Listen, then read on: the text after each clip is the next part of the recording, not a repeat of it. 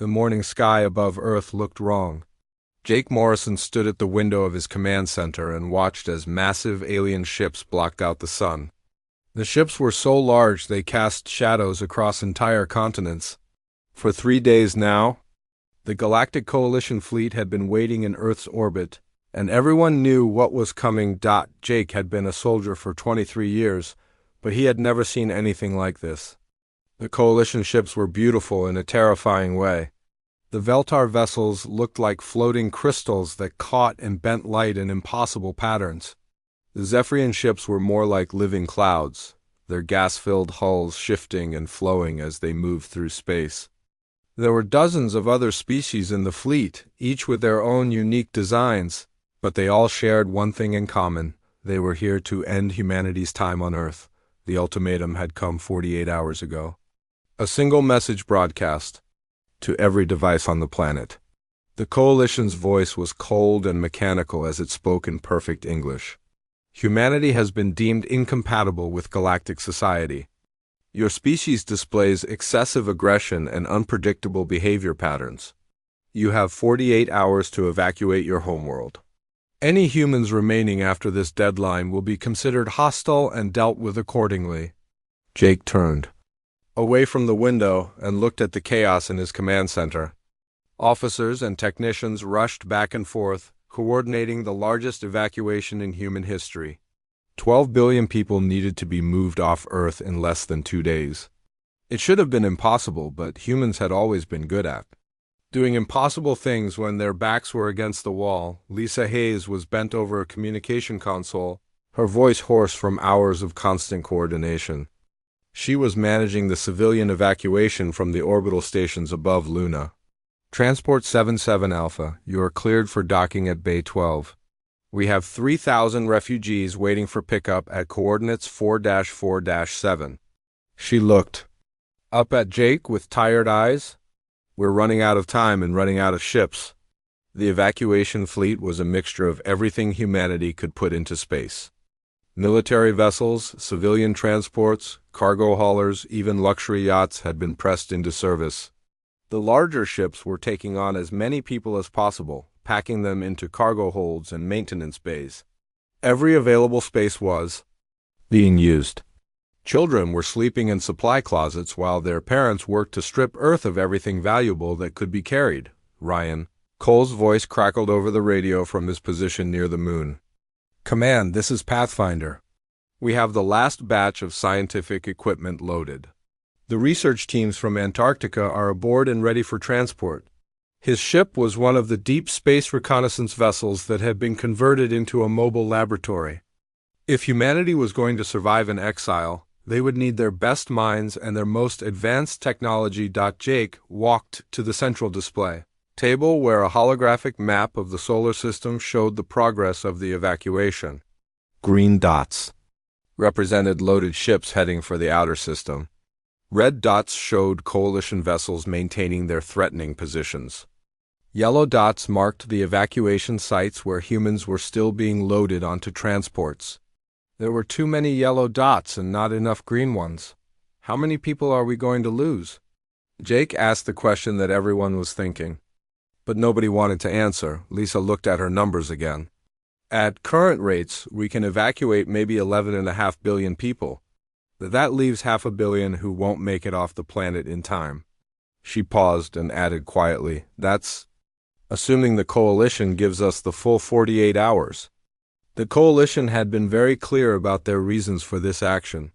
Humanity had been in contact with galactic civilization for only 15 years, but in that time they had managed to start 3 wars, violate dozens of trade agreements, and generally make themselves unwelcome in most sectors of the galaxy. The final straw had been the incident at Proxima Station, where human colonists had refused to evacuate a planet that the Coalition had claimed for another species. Jake understood their reasoning, but he didn't accept it. Yes, humans were aggressive. Yes, they were unpredictable. But they were also creative, determined, and capable of incredible things when they worked together. The Coalition saw humanity's greatest strengths as weaknesses, and now they were going to destroy an entire species because of it. The countdown timer on the wall showed 18 hours and 37 minutes remaining. Jake made a decision that would change everything. He opened a channel to every ship in the evacuation fleet. This is Admiral Morrison to all vessels. We are not just evacuating Earth, we are taking everything we can carry and we are going to survive this. The Coalition thinks they are ending humanity's story, but they are wrong. They are just forcing us to write a new chapter somewhere else. The response was immediate. Ships that had been heading for nearby star systems changed course for the empty space between galaxies. If the Coalition wanted humanity gone, then humanity would go farther than anyone had ever gone before. They would disappear into the dark between stars and become something the galaxy had never seen. Ryan Cole's voice came over the radio again. Admiral, we have a problem. Coalition ships are moving into attack positions. I think they're going to start early. Jake looked at the timer. 18 hours and 23 minutes. The Coalition had lied about the deadline, but Jake wasn't surprised. He had never trusted them anyway. All ships, this is Admiral Morrison. Execute emergency departure. Get everyone off the planet now. The sky above Earth erupted in light as the Coalition's planet-killer weapons began their work. Jake watched from the bridge of the last ship to leave as humanity's birth world died in nuclear fire. Behind them, Earth became a glowing ember in the darkness. Ahead of them lay the unknown void between galaxies, but Jake wasn't worried about the unknown. Humans had always been good at exploring unknown places. They had survived ice ages, plagues, and wars. They would survive this too? The Coalition thought they were destroying humanity, but they were actually creating something much more dangerous, a species with nothing left to lose and everything to prove. 50 years had passed since Earth died. Kate Sullivan stood in the observation deck of the massive ship that had become humanity's new capital. Outside the thick windows, she could see the endless darkness between galaxies. No stars, no planets. No light except for the artificial glow of the human fleet that stretched as far as the eye could see. The Terran Exodus had grown beyond anything the original planners had imagined. What started as a desperate evacuation fleet had become a mobile civilization. Ships that were once simple transports had been rebuilt into floating cities. Factory vessels that were larger than Earth's biggest cities churned out new ships, weapons, and technology every day. The humans had learned to live in the void between stars, and they had become something different in the process. Kate had been just a junior officer when they fled Earth. Now she was the admiral of the entire human fleet, a position that Jake Morrison had given her before his death 10 years ago. She carried the weight of 11.5 billion human lives on her shoulders, but she had learned to bear that weight with pride rather than fear. Danny Brooks was working in the engineering section of the massive factory ship called New Pittsburgh. His hands were covered in grease and his face was streaked with sweat, but he was smiling. The machine he was building would have been impossible to create on Earth.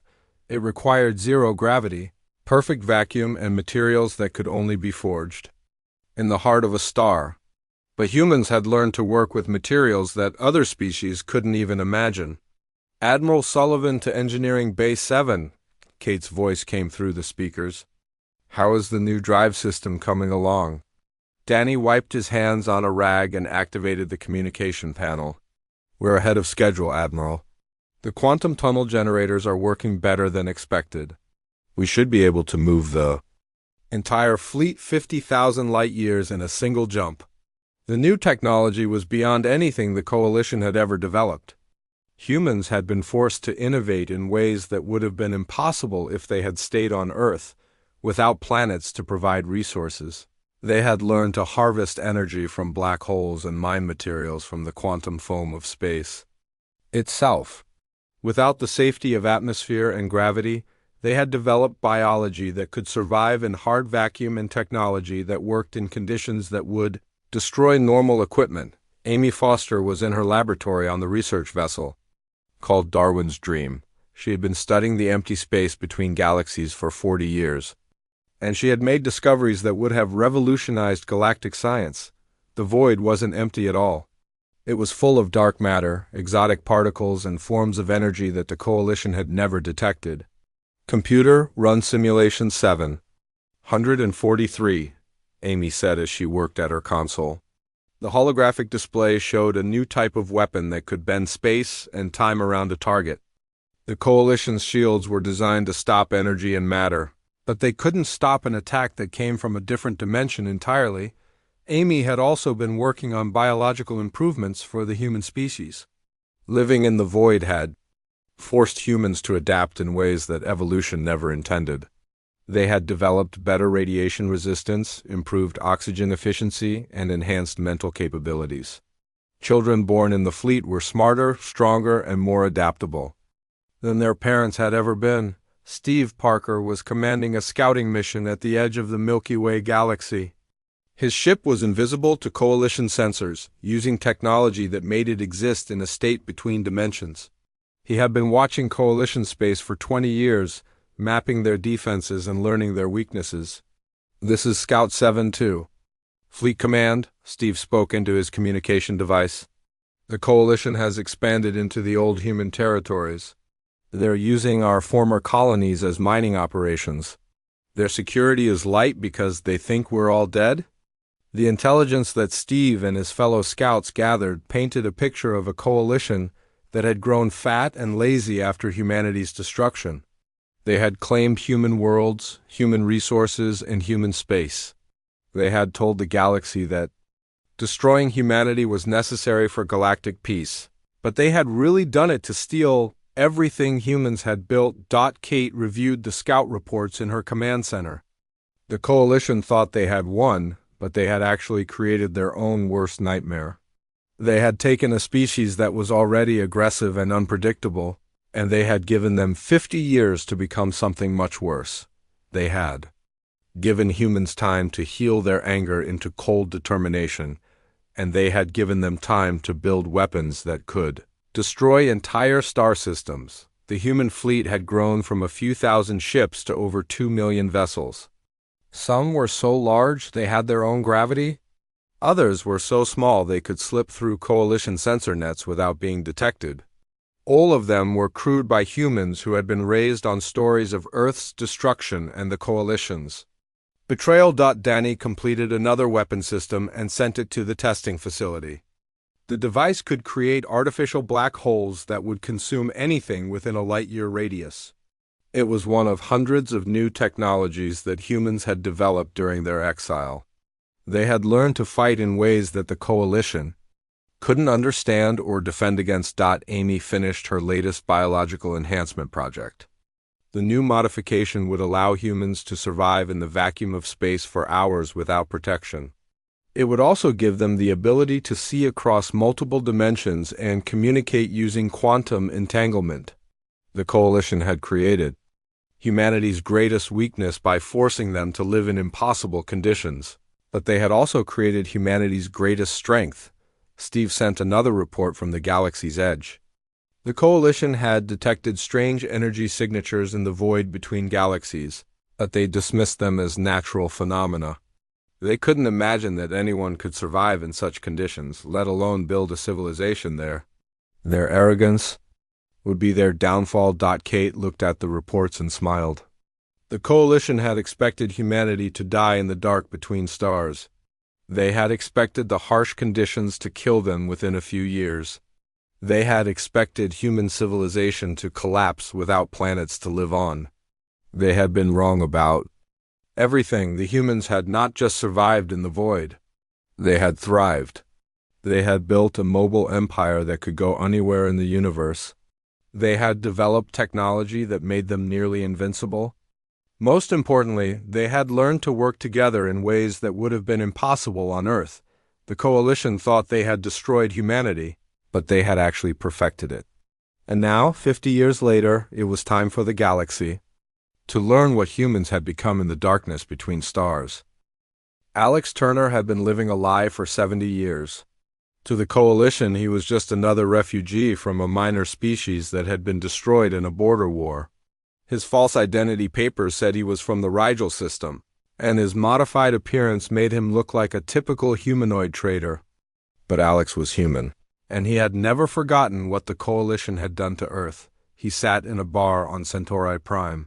listening to coalition officers brag about their victories.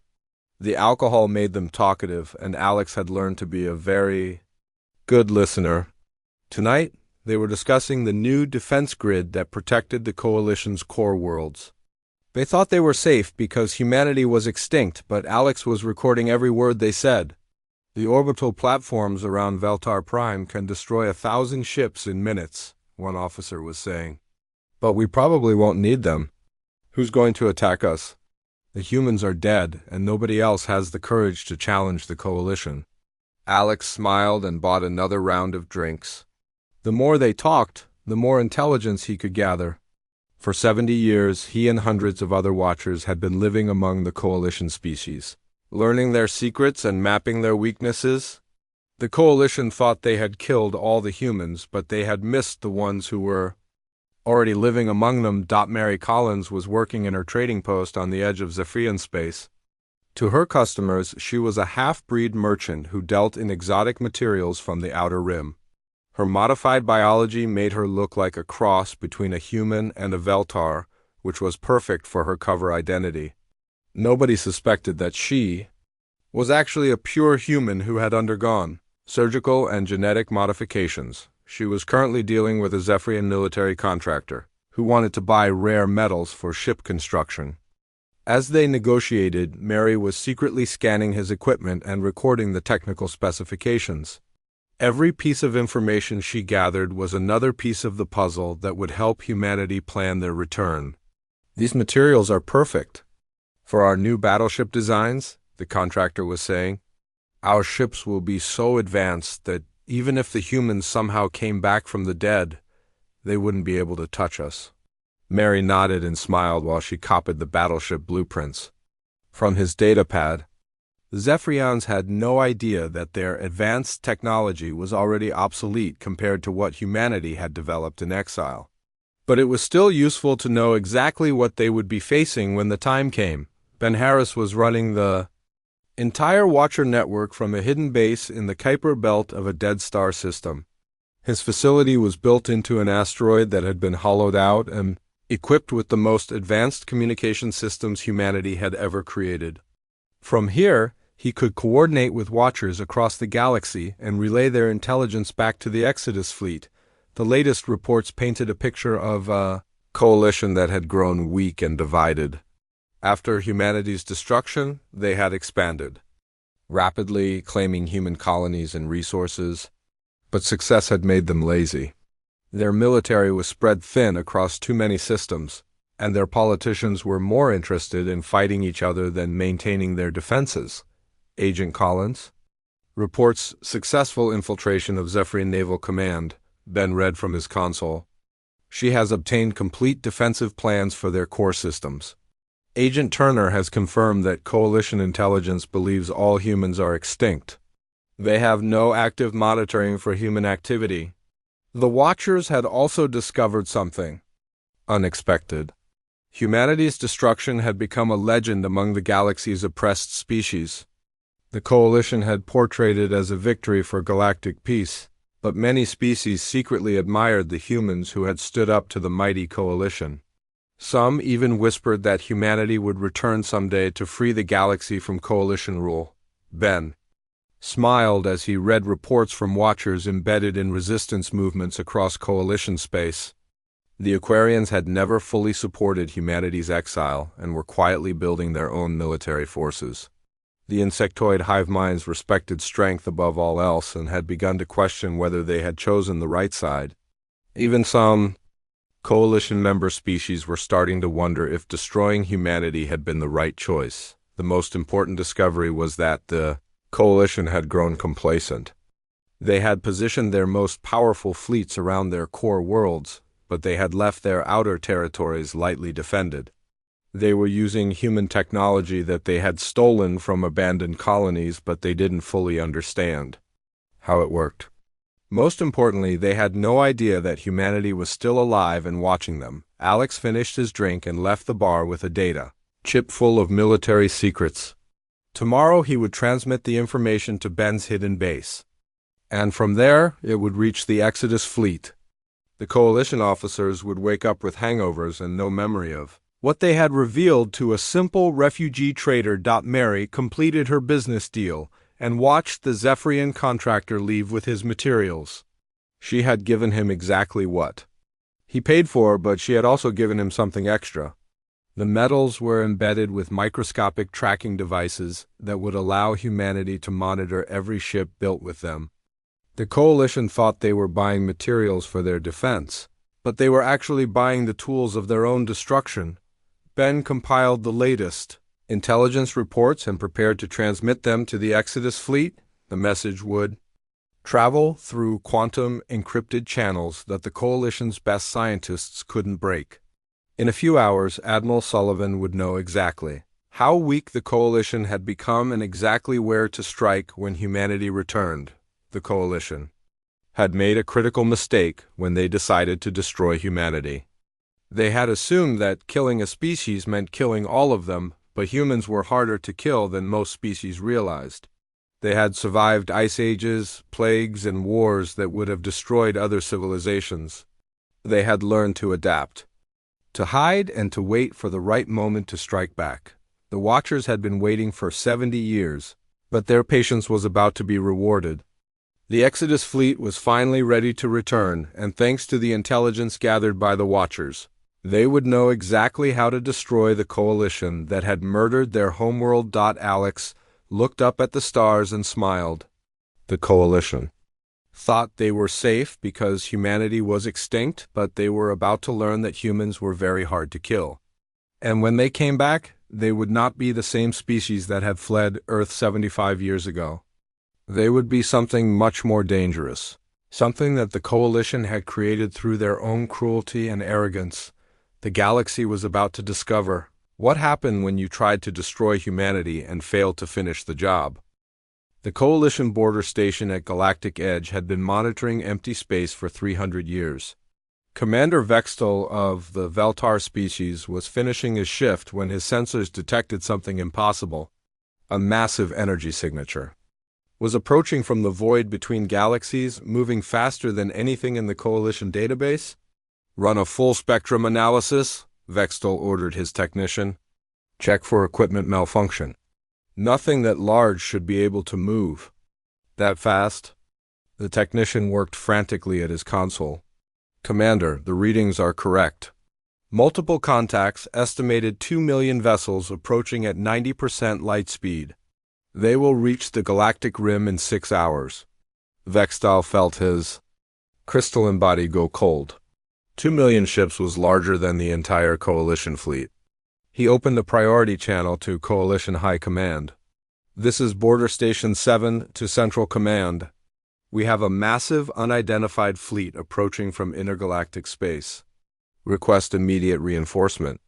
The response came back within minutes. Border Station 7, you are ordered to investigate and report. The Grand Fleet is being mobilized. Do not engage until reinforcements arrive. But when Vextal tried to send a follow-up message, he discovered that his communication systems were no longer working. In fact, none of his systems were working. The station's power was failing, its weapons were offline, and its sensors were going dark one by one. The last thing Vextal saw before the station went completely black was a ship that seemed to exist in several dimensions at once. Phasing in and out of reality as it approached, Border Station 7 simply vanished. No explosion, no debris, no distress signal. It was there one moment and gone the next, as if it had never existed at all. Peter Kane stood on the bridge of the TNS Resurrection, watching the Coalition's border defenses disappear without a trace. He had been born in the void between galaxies, raised on stories of Earth's destruction, and trained to lead humanity's return. Now, 75 years after the Exodus, he was finally bringing his people home. Admiral Kane to all fleet commanders, Peter spoke into his communication device. Phase 1 is complete. All border stations have been neutralized. Begin Phase 2 immediately. The human fleet that emerged from the void was unlike anything the galaxy had ever seen. The ships were built from materials that existed in multiple dimensions simultaneously, powered by energy drawn from black holes and quantum foam. They moved through space like living things, their hulls shifting and flowing as they adapted to different conditions. Lucy Adams commanded the Vanguard fleet aboard the TNS Ghostwalker. Her ships were equipped with phase shift technology that allowed them to exist partially outside normal space. Coalition sensors couldn't lock onto them, and Coalition weapons couldn't hit targets that weren't entirely in the same dimension. "This is Ghostwalker to all Phantom ships," Lucy announced. "We are approaching Coalition Defense Grid Alpha. Remember, we are not here to destroy everything. We are here to send a message." The Coalition's response to the border station disappearances was swift and predictable.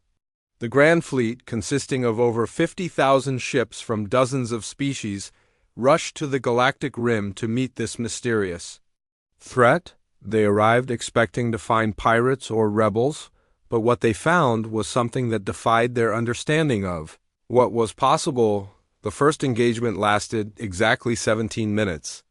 The Coalition ships opened fire with every weapon they had, but their attacks passed harmlessly through the human vessels. The humans responded with weapons that seemed to bend the laws of physics.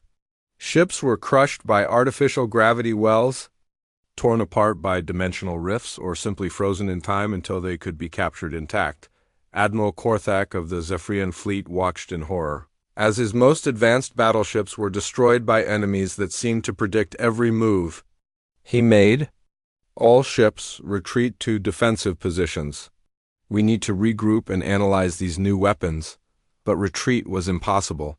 The human ships moved like a school of fish, each vessel perfectly coordinated with thousands of others. They seemed to know exactly where the Coalition ships would be before they moved there. It was as if they could read the Coalition commanders' minds. Chris Mitchell was leading the human marine forces from the assault ship TNS Stormbreaker. His soldiers wore armor that adapted to any attack in real time and carried weapons that could fire through solid matter. When Coalition ships were captured, his troops appeared inside them without any visible means of entry. "Sir, we've secured the Coalition flagship," one of his sergeants reported. "The crew is unharmed but confused. They want to know who we are and how we got through their shields." Chris smiled inside his helmet. "Tell them we're ghosts from their past. Tell them we're the species they thought they killed 75 years ago." The Coalition's greatest shock came when they finally managed to intercept human communications. The language was familiar, but it couldn't be what they thought it was. The humans were supposed to be extinct. Earth was a dead world. These attackers had to be someone else using human technology, but the evidence was undeniable. The attackers were speaking English, using human names, and fighting with tactical approaches that matched historical human behavior. The impossible truth was that humanity had not only survived their exile, but had returned as something far more dangerous than they had ever been. The news spread through Coalition space like wildfire. The species that had been mercy killed for the good of galactic peace had come back as technological gods. Their ships were invincible, their weapons were unstoppable, and their tactics were beyond anything the Coalition had ever encountered. Peter Kane watched the Coalition fleet retreat in confusion and defeat. Phase 2 was complete, and the message had been sent. Humanity was back, and they were no longer the desperate refugees who had fled Earth 75 years ago. They had become something that the Coalition had never imagined in their worst nightmares, but the real shock was yet to come. The Coalition still didn't understand what they were facing. They thought this was an invasion by some unknown species, using human technology. They had no idea that these were the actual humans, evolved and perfected by 7 decades of exile in the harshest environment the universe could provide. The galaxy was about to learn what happened when you tried to destroy humanity and gave them time to become something better instead. The Coalition Council chamber on Galactic Prime had never seen such chaos. Representatives from 57 species screamed at each other in dozens of languages, while emergency reports flooded in from across the galaxy. The impossible had happened.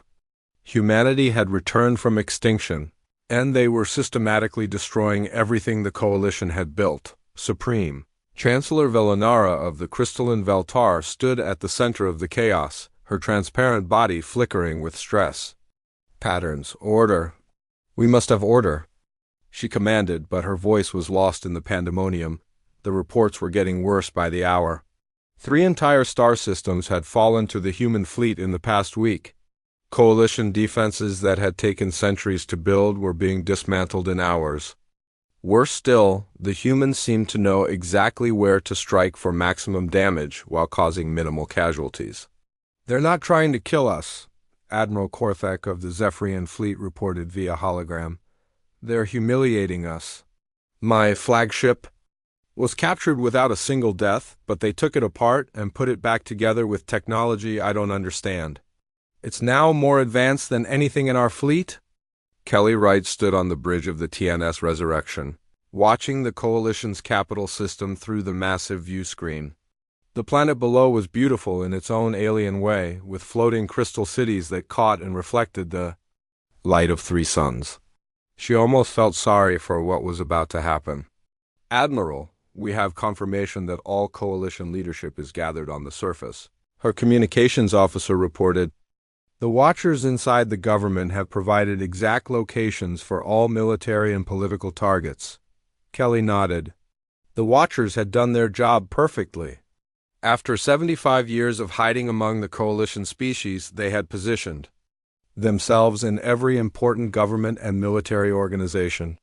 When humanity returned, the Watchers had been ready to provide real-time intelligence about Coalition movements and plans.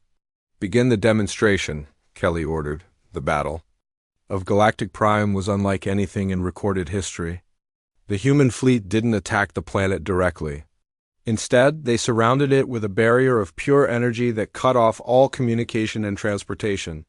Then they began to dismantle the Coalition's defensive grid piece by piece, turning their own weapons against them. Joe Martinez commanded the human forces that were systematically taking apart the orbital defense platforms. His ships moved like dancers through space, avoiding Coalition weapons while striking with surgical precision. Each platform was disabled rather than destroyed, its crew captured rather than killed. "Sir, the Coalition fleet is trying to break through our barrier," one of his officers reported. Joe smiled. "Let them come. It's time they learned what we've been building for the past 75 years. The Coalition's most advanced warships crashed against the human energy barrier like waves against a seawall. Their weapons, which could destroy planets, couldn't even scratch the barrier's surface. Meanwhile, human ships phased through the barrier as if it didn't exist, striking Coalition vessels from impossible angles down on the planet's surface. The Coalition government was discovering that their most trusted advisors had been human agents all along. Alex Turner revealed his true identity to the Veltar High Command, removing the biological modifications that had hidden his human appearance for 70 years. "You thought you killed us all," Alex said to the shocked alien officers. "But humans are harder to kill than you realized. We've been living among you, learning from you, preparing for this day." The revelation sent shockwaves through Coalition society. If Alex had been hiding among them for 70 years, how many other humans were still concealed in their government, their military, their businesses? The paranoia was instant and devastating. The Coalition's member species began to fracture almost immediately. The aquatic Aquarians, who had never fully supported humanity's exile, were the first to break away. Their ambassador to the Coalition Council announced that they were withdrawing from the Alliance and opening negotiations with the returning humans. "The Aquarians have always believed in second chances," Ambassador Reeftal announced to the galactic media. "We never supported the destruction of humanity, and we welcome their return to galactic society." The insectoid hive minds were next. Their collective consciousness had always respected strength above all else, and they recognized that humanity had become something far stronger than anything the Coalition could field. Queen Mindzak announced that her people would serve the strongest species in the galaxy, which was clearly no longer the Coalition. Sam Roberts was broadcasting to the entire galaxy from his mobile laboratory. As humanity's chief scientist, he had been chosen to explain what humans had become during their exile.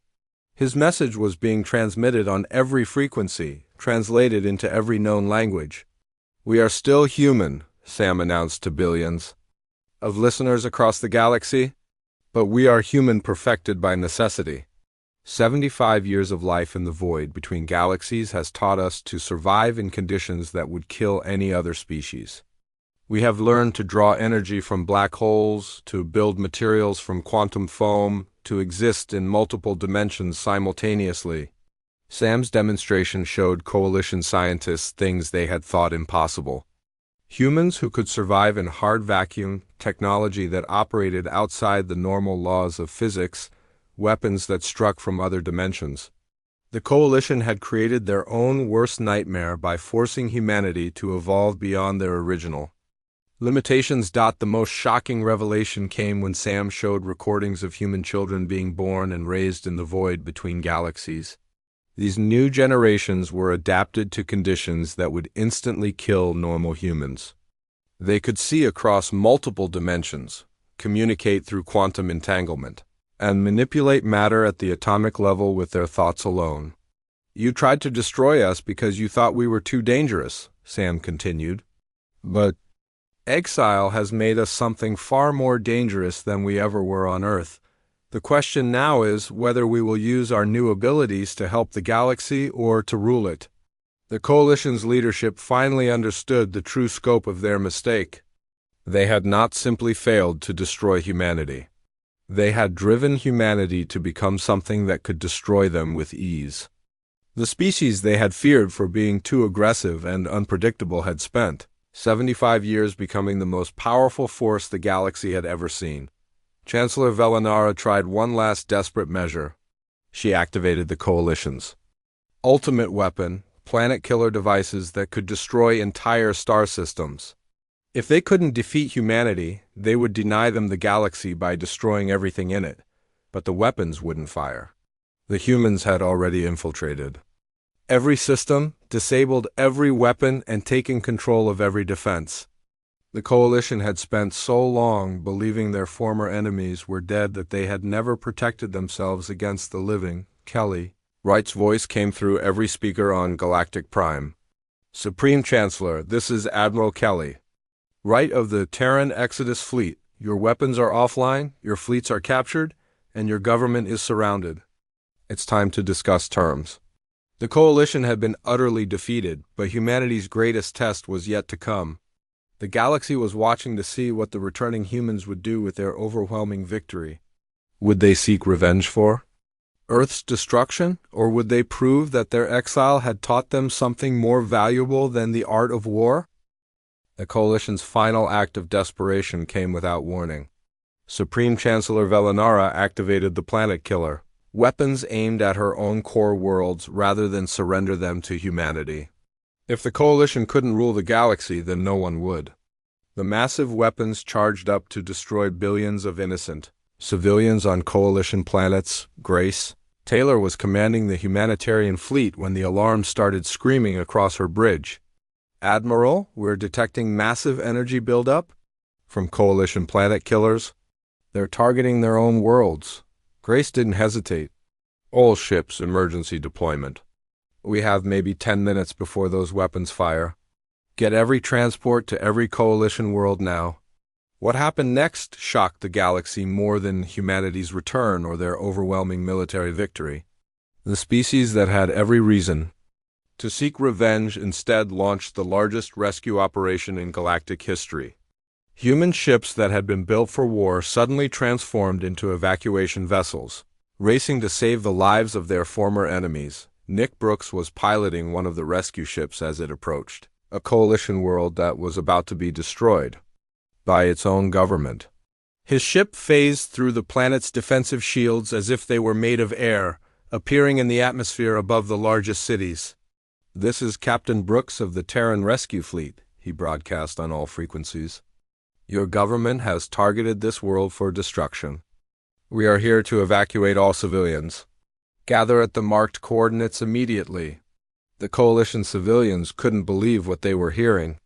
The humans they had been told were extinct were suddenly appearing to save them from their own leaders. Transport beams began lifting entire families off the planet's surface, carrying them to safety aboard human ships on the Coalition capital world. Grace personally led the evacuation of the government district. She materialized in the Coalition Council chamber just as Chancellor Velanara was about to activate the final sequence that would destroy the planet. "Stop," Grace said quietly. "There's no need for this. Your people don't have to die for your pride." Velanara's crystalline form was flickering with rage and desperation. "You came here for revenge. You came here to destroy us like we destroyed you?" Grace shook her head. "We came here to go home. We came here to show the galaxy what we learned in the darkness between stars. We learned that strength isn't about destroying your enemies. It's about proving that enemies can become something better." The evacuation continued across dozens of worlds. Human ships worked with impossible efficiency, lifting entire populations to safety in minutes. Coalition citizens who had spent their lives believing that humans were dangerous monsters discovered that they were being saved by the very species their government had tried to exterminate. The planet-killer weapons never fired. One by one, they were shut down by Coalition officers who couldn't bring themselves to murder billions of innocent people. The sight of humans risking their lives to save Coalition civilians had broken the will of even the most loyal military commanders. Admiral Peter Kane arrived at the Coalition capital just as the last civilian transport cleared the planet's atmosphere. He had come prepared for a final battle, but instead he found Chancellor Velanara sitting alone in her council chamber, staring at reports of human rescue operations. "Why?" she asked when Peter entered the room. "Why save us? We destroyed your world. We scattered your people to die in the void. Why show us mercy?" Peter sat down across from her. "Because that's what we learned out there in the dark. We learned that becoming stronger doesn't mean becoming crueler. We learned that the best way to defeat an enemy is to turn them into a friend." The formal surrender came 3 days later. Not because the Coalition had been defeated in battle, but because they couldn't fight an enemy that had saved their children. The Treaty of Galactic Peace was signed aboard the human vessel TNS Homecoming, with representatives from every species in the galaxy. The new Galactic Accord established humanity not as conquerors but as protectors. The species that had been exiled for being too aggressive had returned as guardians of galactic peace. They offered their advanced technology freely to any species that needed it, and their protection to any world that was threatened, the Coalition worlds that had cheered. Humanity's exile now sent delegations to learn from the species that had turned exile into evolution. Human settlements began appearing throughout the galaxy, not as military bases but as research stations, hospitals, and schools. Sam Roberts established the first intergalactic university on the ruins of what had once been Earth. The planet had been slowly healing itself during humanity's absence, and now it became a center of learning where all species could study together. The very world that the Coalition had destroyed became a symbol of renewal and hope. The aquatic Aquarians were among the first to join the new alliance. Their ambassador, Rieftal, spoke for many when she said, "The humans have shown us that survival is not about destroying others. It's about helping others survive." Even the insectoid hive minds, who had always respected only strength, recognized that humanity's greatest strength was their compassion. Queen Mind Zaka declared that her people would learn this new form of strength from their human teachers. Chancellor Velanara became one of humanity's strongest supporters. She had seen her own people saved by the very species she had tried to destroy, and the experience had changed her forever. "The Coalition ruled through fear," she admitted in her memoirs. "The humans rule through hope." The galaxy discovered that humanity's exile had taught them more than just new technology. They had learned that true strength came from lifting others up rather than tearing them down.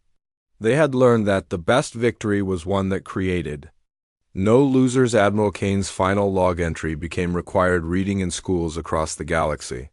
They expected us to die in the dark between stars. They expected us to fade away and be forgotten. But they never expected us to return as something greater than we were when we left. We are still human, but we are human perfected by adversity. And we have come home not for revenge, but to show the galaxy what humanity truly means. The transformation was complete. The species that had been exiled for being too dangerous had become the galaxy's greatest hope. They had taken their greatest weakness and turned it into their greatest strength.